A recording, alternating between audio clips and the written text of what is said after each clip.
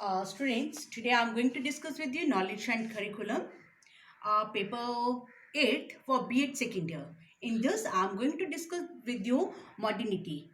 And in my previous videos, I had already discussed with you meaning, characteristics, obstacles. Today, I'm going to discuss very important portion, that is impact of modernisation on education. उस आधुनिकीकरण का शिक्षा पर क्या प्रभाव पड़ता है या शिक्षा किस प्रकार से होनी चाहिए जिससे सब बच्चे आधुनिक बनते जाएं, आधुनिकीकरण की ओर उनका प्रवाह हो. तो आइए आज हम उसे डिस्कस करते हैं. सबसे पहले है modernisation and aims of education.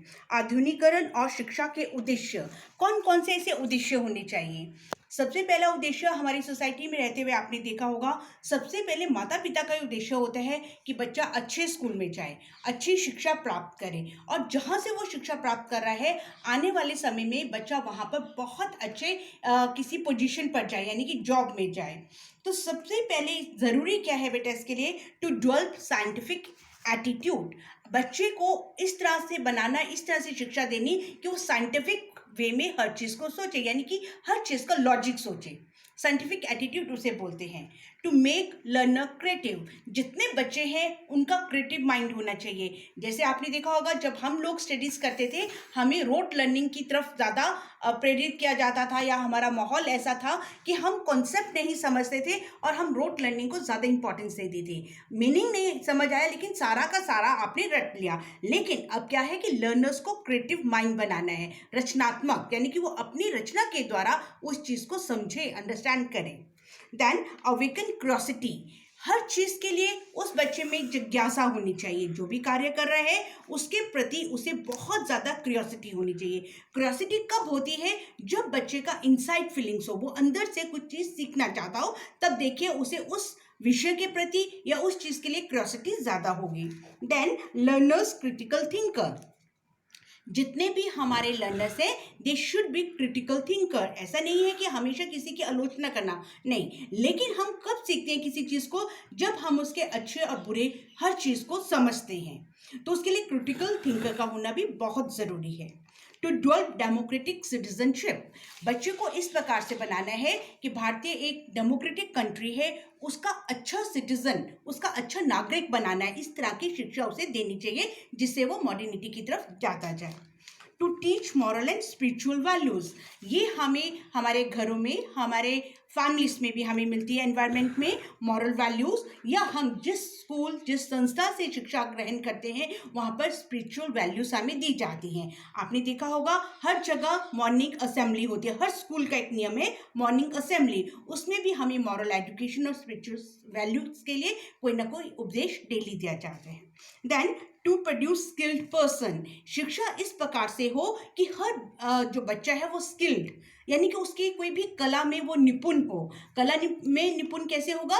जब उसे हस्तकला वगैरह या कोई टेक्निकल चीज़ सिखाई जाएगी तभी उस स्किल को, उस कौशल को बच्चा सीख पाएगा. Then to promote research. Research को, जितने भी हमारे यहाँ पर जितना भी रिसर्च वर्क होता है उसके लिए प्रमोट करना, यानी कि वो सारा जो अनुसंधान कार्य है वो ठीक उचित होना चाहिए, तभी हम मॉडर्निटी की तरफ जाते जाएंगे. To make their minds to accept changes of the individual. ये सोसाइटी में रहकर जिस प्रकार से हम ग्रुप्स में रहते हैं, अपनी फैमिलीज में रहते हैं, इंडिविजुअल पर्सन का माइंड इस प्रकार से बनाना थ्रू एजुकेशन कि वो जितने चेंजेस हो रहे हैं उसे इजली एक्सेप्ट करे. वो एक्सेप्ट कब करेगा? जब उसके पास हेल्दी एनवायरनमेंट होगा, जब उसकी शिक्षा का स्तर इस प्रकार से होगा कि बच्चा उस चीज़ को अंडरस्टैंड करने लग पड़ते हैं. Then second is modernisation and curriculum. ये पाठ्यक्रम से संबंधित है कि हमारा पाठ्यक्रम किस प्रकार होना चाहिए. जैसे आपको पता है कि हमारा टॉपिक ही है नॉलेज एंड करिकुलम. अब आप देखिए आधुनिकता और पाठ्यक्रम का क्या संबंध है, किस तरह होना चाहिए. हमारा पाठ्यक्रम मिडिल एज से ही, मिडिल स्कूल से ही इस प्रकार से होना चाहिए कि जो साइंस बेस्ड हो, बच्चों को साइंस के माध्यम से हर चीज़ का लॉजिक बताएं. आप उस प्रकार के अगर हमारा पाठ्यक्रम होगा बच्चे उस चीज़ को अच्छी तरह से समझेंगे. Then to make provision for the productive skill. इस प्रकार से हो कि हस्तकला की तरफ शुरू से ही लेकर जाए। ऐसा नहीं है कि बेटा वहाँ पे स्टिचिंग, सोइंग या एग्रीकल्चर ना पर्टिकुलर सब्जेक्ट नहीं है, यानी कि कोई भी विशेष कार्य जो बच्चा अच्छी तरह से कर सके, जिसमें उसकी रुचि हो, जिसका उसका एनवायरमेंट हो, कि जिससे बच्चा अपनी अर्निंग कर सके आने वाले समय में। इस तरह का हमारा करिकुलम होना चाहिए।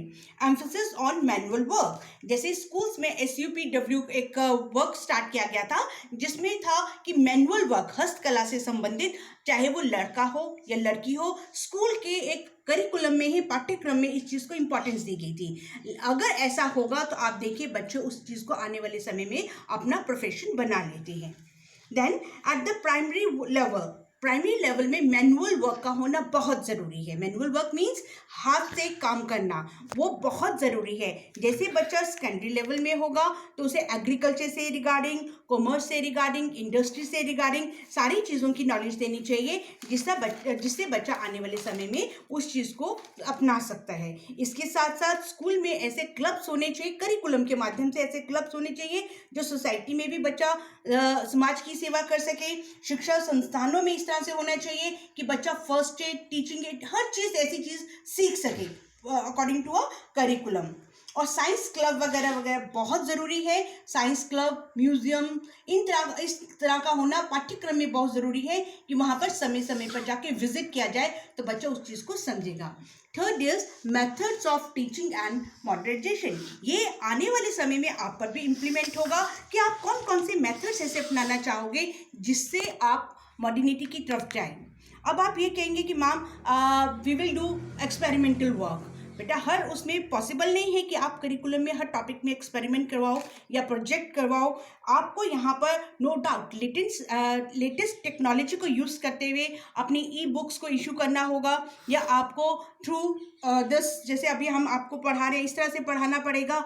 लेकिन उसके साथ साथ अगर आप फेस टू फेस इंटरेक्शन भी कर सकते हो, अगर ये पॉसिबिलिटी हो, you can do that also.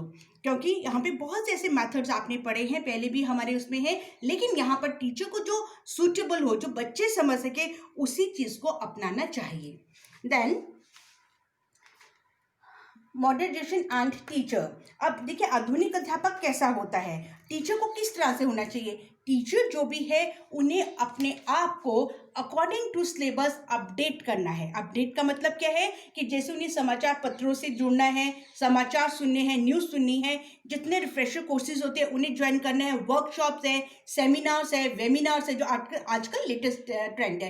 तो टीचर को अपने सब्जेक्ट से, अपने विषय से रिगार्डिंग हर चीज़ को अपडेट करना बहुत ज़रूरी है। अगर एक अध्यापक अपडेट नहीं होगा, उनके पास ये टेक्नोलॉजी नहीं होगी, वो आने वाली जनरेशन को क्या पढ़ाएंगे।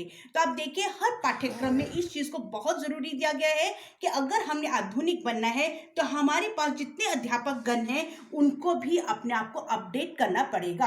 आपने देखा होगा जो मैच्योर लोग हैं, still today they are learning computer. Why? Because उन्हें अपने आप को आधुनिकीकरण की ओर लेकर जाना है। देन मॉडर्नाइजेशन एंड डिसिप्लिन, ये बहुत ही इंपॉर्टेंट बेटा एक विषय है, डिसिप्लिन। अगर हम सेल्फ डिसिप्लिन रखेंगे, आप देखिए आप आधुनिकता की तरफ जाएंगे।